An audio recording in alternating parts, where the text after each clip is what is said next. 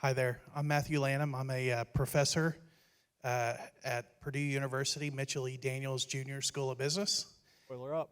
That's right. And I'm here with my colleague. You guys all know Daniel Whitenack. We're here to give a presentation on amplifying Great Commission work through academic and industry partnerships. So first, let's just go through the Great Commission. So in Matthew 28, it says, "But the 11 disciples proceeded to Galilee, to the mountain which Jesus had designated. When he saw him, they worshiped him, but some were doubtful. And Jesus came up and spoke to them, saying, 'All authority has been given to me in heaven and on earth. Go therefore and make disciples of all the nations, baptizing them in the name of the Father and the Son and the Holy Spirit, teaching them to observe all that I have commanded you. And lo, I am with you always, even to the end of the age.'" So that's why we're here today, and I'm just really thankful that I can be here. This is my first Missional AI Conference, and I'm also it's going to be a great opportunity to present.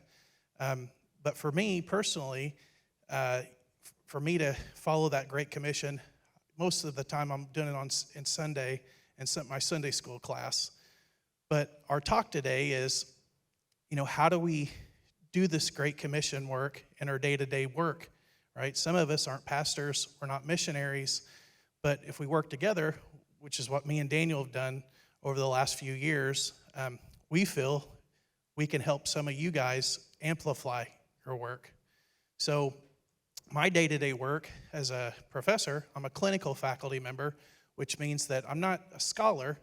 I teach a lot of classes. My spiritual gift is I'm a teacher. But then I also mentor capstone projects with different companies. My friend Dan, well, he's just one of the smartest guys I've ever met. He's always working on all these AI projects, and we're just all really proud of you, Dan. Thanks. Check's in the mail. Yeah. So what I wanted to talk about is this program that I'm the academic director for. So we've had this master's degree program in business analytics and information management. It's like the longest degree name ever. I just call it BAIM for short. But we've just finished our 8th year, and I've served as academic director for the last 6 years. The program's 12 months in length, so they start in August and they graduate in August.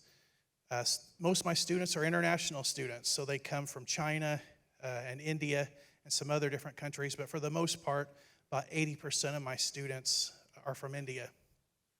We've really grown and scaled over the years.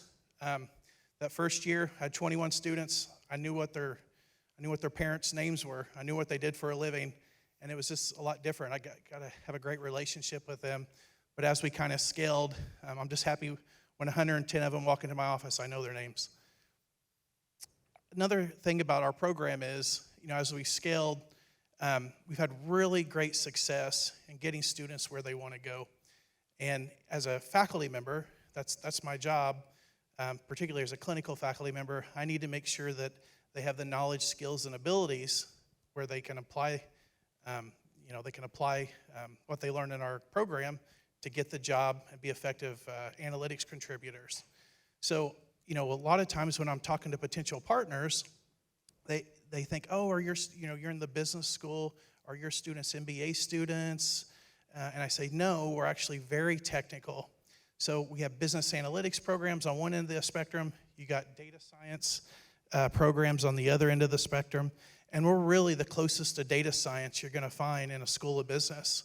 These students are very technical. Most of them have 3-4 years of work experience as data scientists or consultants before they come to Purdue. So they bring a wealth of knowledge into our program. Some of their skills that they have, really strong Python programmers, data analysis, data mining, predictive models. Natural language processing is kind of something that we've got really good at over the years, analyzing unstructured data. Sometimes we'll have projects where we have to write web crawlers for the client. And then also cloud services is something that I'm really proud of that we've been able to improve over the years. So they're really well versed in AWS, Azure, and GCP. This last year, we were awarded the 2023 UPS George D. Smith Prize from our professional organization, Informs. So that was just a real blessing for us. They award that once a year to the top analytics program in the world, and really, it's because of the outcomes.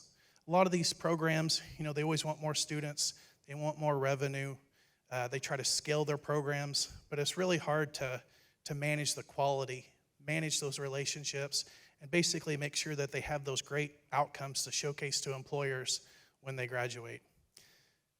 We've just been really thankful to have partners like S.I.L. International and Prediction Guard, and basically a whole bunch of other people that Daniel's introduced us to that's helped our students get those great opportunities after they graduate. So I'll let Daniel talk about some of these projects.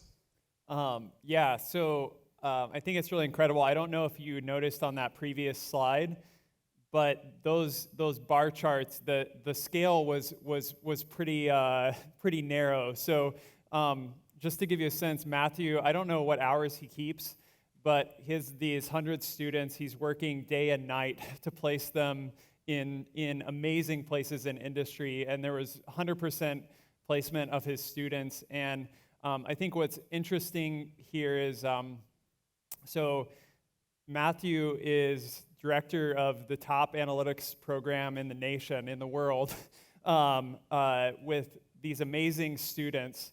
And I think often there's a perspective when we're working in a ministry context, there's a variety of perspectives that might skew our kind of mental model of collaboration.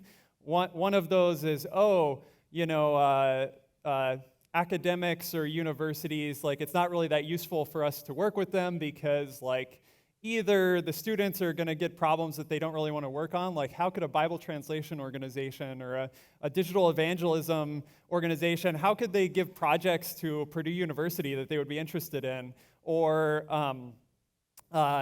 for on the industry side, these AI tech companies, they're sort of anti-Christian in all of these ways. And in reality, there's amazing kind of groups within big tech organizations there's amazing believers in those organizations to collaborate with, and there's amazing non-believers to collaborate with that God has given us as a common grace, that they're interested in the world's languages, they're interested in natural language processing, they're interested in all of these things that we're talking about.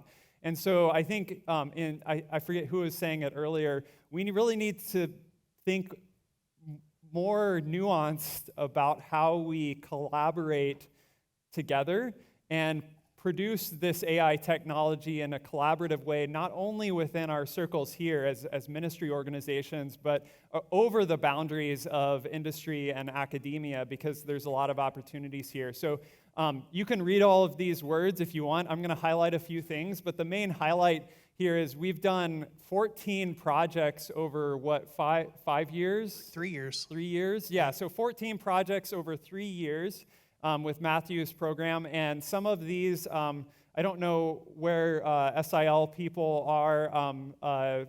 Mark, Cassie, Joshua, if you're out there, great work in working with Matthew. And so these are students coming from around the world with top data science, AI expertise, and they're working on technology that has directly impacted quality assessment in Bible translation, machine translation efforts in Bible translation, speech synthesis. There's things that the students have thought of, because these are often students that are speakers of 3 or 4 languages, and many times lower resource languages. And so these are the students that have relevant knowledge to contribute in these ways. And you can see that not only has S.I.L. started to do these projects, I don't know if anyone knows Chris Lem at Spiffio. He's an amazing believer and contributor in the AI and faith space, and his company Spiffio has contributed to projects as well. And I think out of all of these projects, what I'd like to highlight here is this is not some exploitative thing either way. So it's not like all the effort goes in from the ministry org to give these students some projects that they could work on, and nothing is benefited back the other way. Or Matthew's doing, he's doing me a solid by helping me connect with these students, and he's not getting anything back. That relationship doesn't have to be exploitative in any way. We've found a way to work together at a public university.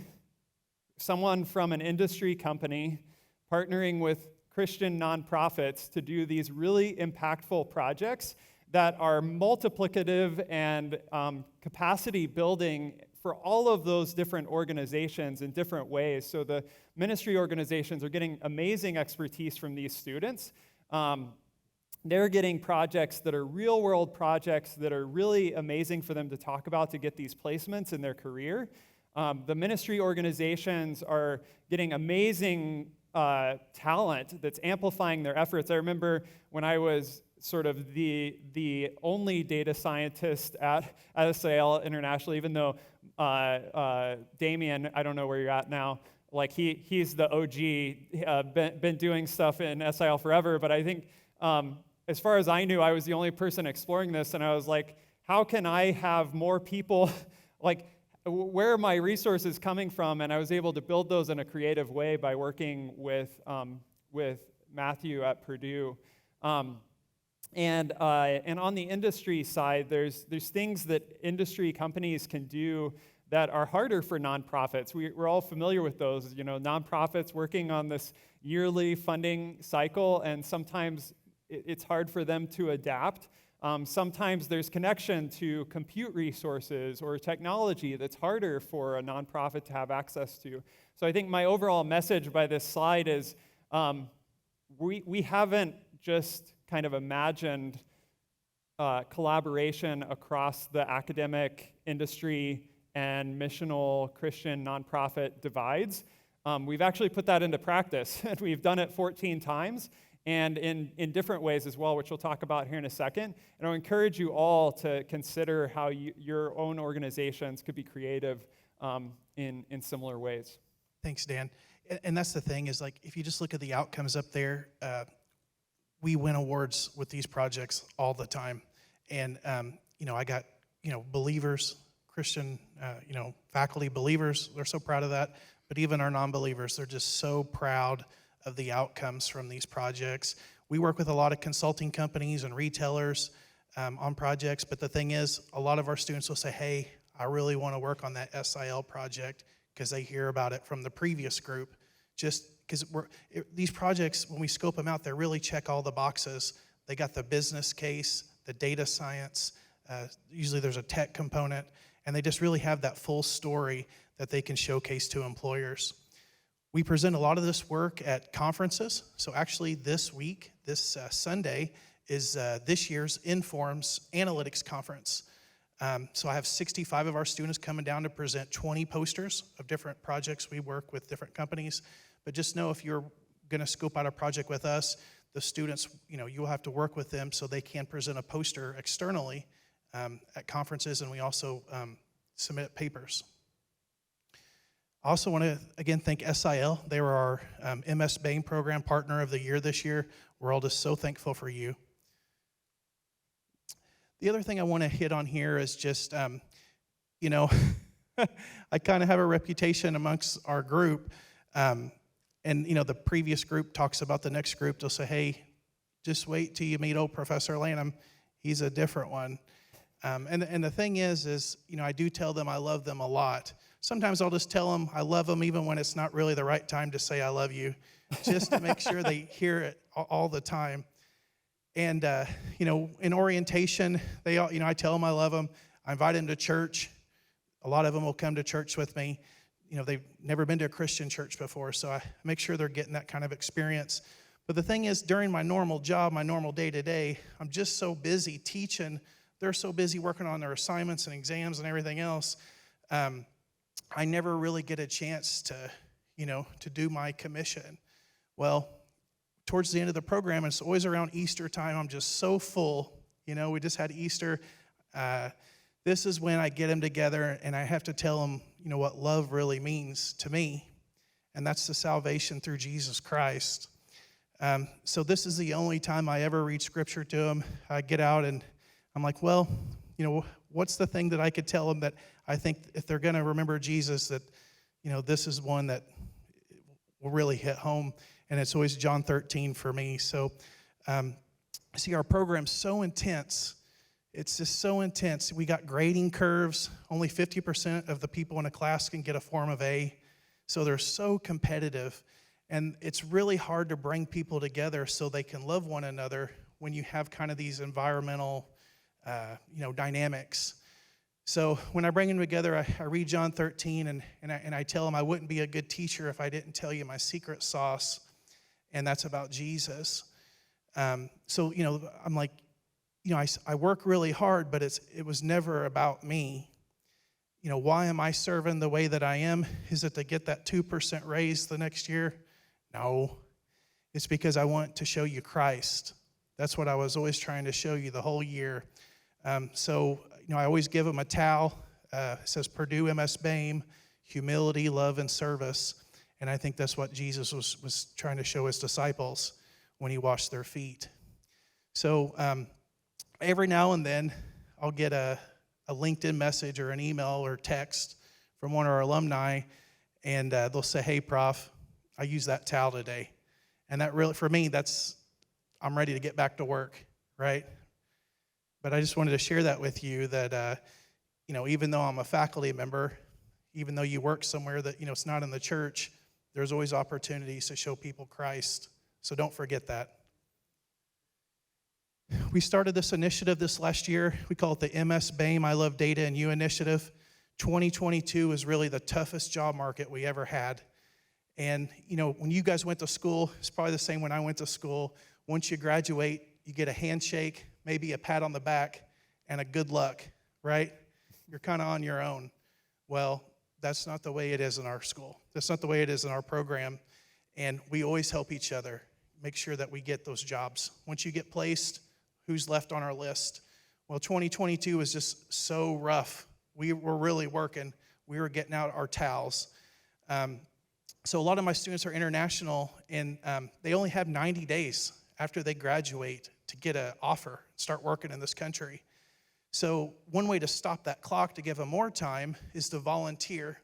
So what I did is I started reaching out to a lot of our partners to set up volunteer projects, and a third of our students started participating in those, and that helped give them more time, and we hit 100% on our deadline. So I just so thankful for that. He was there. He was there helping us all along the way, and I'm just so thankful because they saw that. The very last thing I want to hit on, we only have a couple minutes left, but this is our Purdue Data for Good competition. It's a national competition. We got Informs, which is our professional organization, as a co-sponsor. Microsoft is a co-sponsor. We have a lot of people that are involved in this, but really, me and Dan are the one that kind of put our heads together to say, hey, how can we show people data for good? And he's really kind of been the leader of this whole thing the last 2 years we've done it. So if you want to just hit on that real quick and then. Yeah, so I think this is really interesting because Matthew's always challenging me in my thinking too, and it was cool that we started doing this industry practicum courses, and we were doing projects together. And Matthew came to me with this idea. He's like, hey, what if we got not only students here, but what if we got the best students from across all of the nation working on a missional project in a competition that's sponsored by Microsoft with like $50,000 worth of prizes? And I'm like, yeah, that sounds pretty amazing. So we tried this out one year. The first year, the project was sponsored by S.I.L. And Joshua Nemechek, who's here, helped a lot with that. And we looked at this sort of very language diverse data set of the Bloom Library, which is a project from S.I.L, and looked at image captioning technology that would be useful for that sort of effort that S.I.L is doing. The second year, we did a healthcare-related task around medical transcription. It was super interesting to see how AI could be used to assist those often capacity-constrained, even volunteers in clinics and these other places. And so we had, I believe this last year, we had over 1,000 students from across the nation. Hundreds of teams participate from every university that you could think of. 72 different universities. 70-something universities, and had a final competition at Purdue. There are representatives from Microsoft, there are representatives from all of these places. The students, again, this is one of those kind of amazing blessings of God, that there was blessings all around. So the students got free training from Microsoft, passed certification exams. S.I.L, Prediction Guard, Purdue got students working on these amazing missional problems, and great exposure for the university through all of this, and really good info. So this year we're doing this again, so we don't want to stop doing this. So if you have any ideas for this sort of project, like a Data for Good project, I'll let Matthew confirm what I'm saying, but we want your ideas. Yeah, so just 15 seconds here. We got the money. We got a ton of money for cash prizes. We got Microsoft on board to give free certifications. We expect over 2,000 students for this year. We're going to use Prediction Guard, but we're trying to find the right problem where students can get experience using large language models for good. So if you're interested, you feel like, I think let's throw our name in the hat. Talk to Dan, and if it's not the problem we're going to use for this national competition, maybe we can turn it into a project. Thank you so much.